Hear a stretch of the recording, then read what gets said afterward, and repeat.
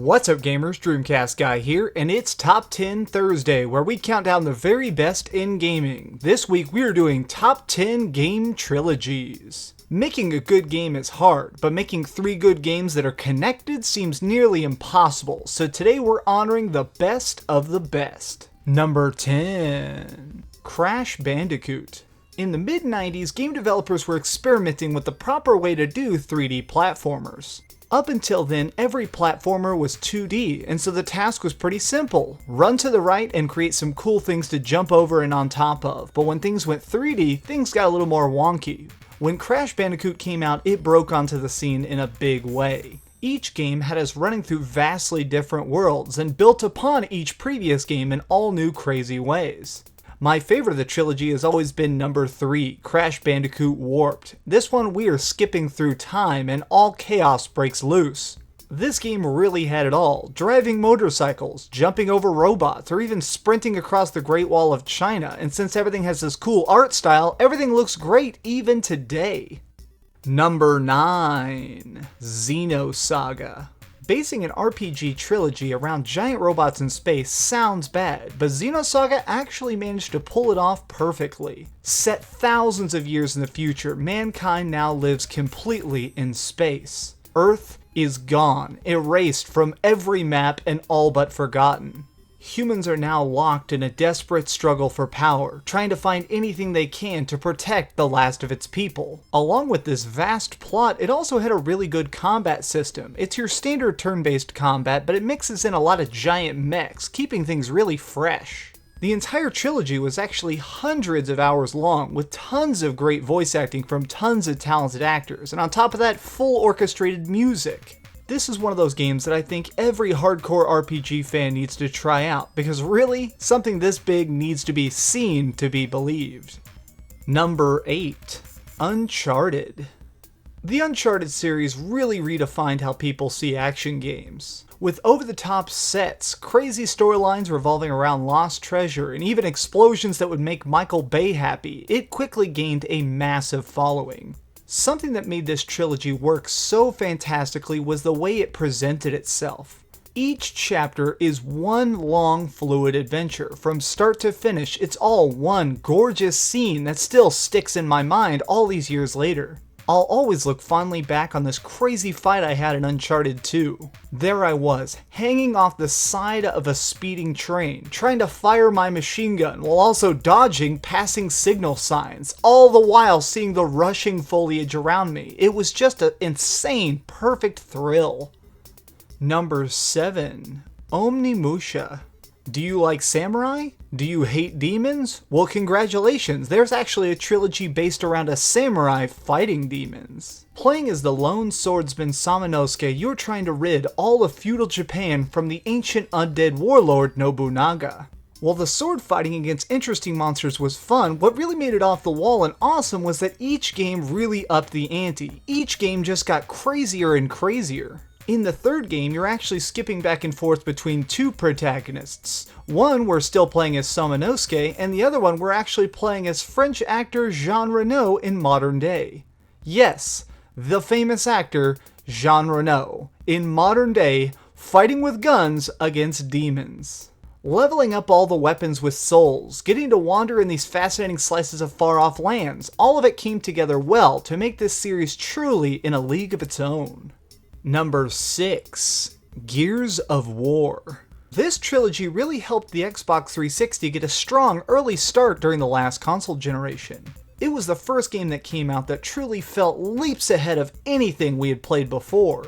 Cover-based shooting had been done, but never had it been truly perfected until now, and the subtle changes they made it truly addictive. I mean, come on, your gun has a chainsaw on it, and even reloading becomes its own little special mini-game, where if you properly time it, you get double damage with the rest of the clip. Each entry in the trilogy also brought about new game modes, my favorite of course being Horde mode. Getting to team up with your friends against waves and waves of ever-strengthening enemies was fun, and a lot of games have tried to copy it, but I still think Gears of War did it best. This has always been my favorite third-person shooter series of all time, because not only are the guns fun to shoot, the monsters fun to kill, but if you look really close, there's a surprising story hidden beneath all the war. Number 5. Ezio's Trilogy in Assassin's Creed. Although the Assassin's Creed franchise has been cranking out one game every single year since 2009, there's been one story arc that really outshines the rest. The Ezio trilogy actually begins with Ezio's birth, carries him through his years of vengeance, and even follows him as he rebuilds the Brotherhood into an all-new age of glory. Getting to travel through the Renaissance and even teaming up with Leonardo da Vinci himself, creating us crazy gadgets, was a delight all to itself. These games also gave us a deeper insight for the first time into our present-day hero, Desmond Miles. The coolest thing of all, though, is that they actually snuck in a lot of really deep, personal philosophical concepts into the game, keeping the player wondering if Ezio really is a hero or just another blade in the crowd. Other games in the Assassin's Creed series have us sailing boats as pirates or talking to Benjamin Franklin, but nothing really captured true awe like Ezio in Florence. Number 4. The Metroid Prime Trilogy. Look at any list of the 100 best characters of all time, and Samus Aran of the Metroid series is always going to be near the top. She's strong, brave, and keen on solving puzzles, so when we first heard that she was going to be getting her own first-person adventure game called Metroid Prime, fans were nervous but excited. When this trilogy dawned on the GameCube, we were blown away. Our intergalactic bounty-hunting hero was going into all-new dark worlds and hunting even more dangerous foes. Each entry in the trilogy brought about a different batch of gadgets, making each set of problems completely different than what we had faced in the previous game. I always had a real soft spot for the third one because it came out on the Wii and the movement controls were actually really solid. A first-person exploration game like this can be really hard to do, but you know what? Metroid Prime gets it done. Number 3. Parasite Eve. Parasite Eve was a short-lived series on the original PlayStation that mixed the surreal elements of Silent Hill with the tight combat of Resident Evil. What many people don't realize is that they actually released a third one on the PSP in 2010. The series told a twisted tale of the monsters inside of man. An ancient evil awakens and starts turning humans into these horrible, grotesque monsters, and only our hero can stop them. Watching the plot unfold felt almost like a crime drama as we drifted from crime scene to crime scene, seeing charred bodies and new enemies everywhere we went. Strangely enough, these games will teach you a lot about microbiology, because above all else, the writers wanted to try and make the world seem believable, to make the threat seem real, and that, I have to say, they did fantastically. Number 2. Bioshock.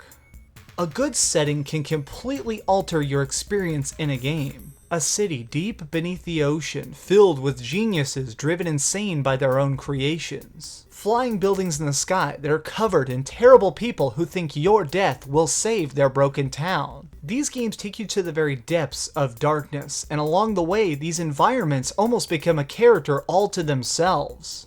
Bioshock, Bioshock 2, and Bioshock Infinite all have a humongous twist that completely changes your view of video game storytelling. The primary function of these games is to set you in a land where no one is good, not even you, but survival is your only path. I actually love this trilogy so much that I got the chains from Bioshock 1 tattooed on my wrists, as a constant reminder of how fantastic video games as an art form can be. Honorable mention, Silent Hill. Okay, so I can't put Silent Hill on the list officially, mostly because there's so many of them, but I had to give them an honorable mention. The first 3 Silent Hill games were all made by one design team, aptly named Team Silent. This team was comprised of Konami employees who'd gotten in trouble or failed at other projects, and this team of outcasts created some of the most iconic monsters and storytelling in all of horror history. Even though I can't officially add it to this list, I do want to give a giant shout out to Silent Hill 1, 2, and 3, for they earn their slot on this list even if I can't really give them a number. Number 1. Mass Effect. A universe in danger. A single hero standing between total annihilation of life and a possible new age of mankind. Traveling the galaxy, making allies, enemies, and tough choices is all in a day's work for Agent Shepard. This trilogy is perfection, but what always made it stand out to me was how different each of the games were. Mass Effect 1 had a much more classic RPG feel that has you walking around, asking questions, and comparing item stats. Mass Effect 2 sped things up a little bit, making combat a lot more blazingly fast, and also giving us the ability to explore the universe and even find random planets to harvest minerals from. Mass Effect 3 cut out everything that wasn't absolutely essential, and now you had only one goal: manpower. Every decision you make adds to your total army size, and at the end of the story, all of your forces, everybody you've ever gathered, clash against the Reapers in a final blowout. This trilogy is fantastic at its storytelling. The scope is truly universal. Every world you encounter seems so alive. They're all inhabited with characters, and every time you help somebody, others can die. Mass Effect is a trilogy that showed us how deep story can affect us. It showed us that video game storytelling is in an all-new age, and therefore I have to give it the award as the best trilogy ever made. Thanks so much for watching, guys. If you enjoyed this video, please give it a thumbs up so more people see it. If you would, please leave me a cool comment down below, tell me what you think, give me ideas for future videos, and share it somewhere. If it's your first time watching, please subscribe, but do me the biggest favor of all and keep dreaming.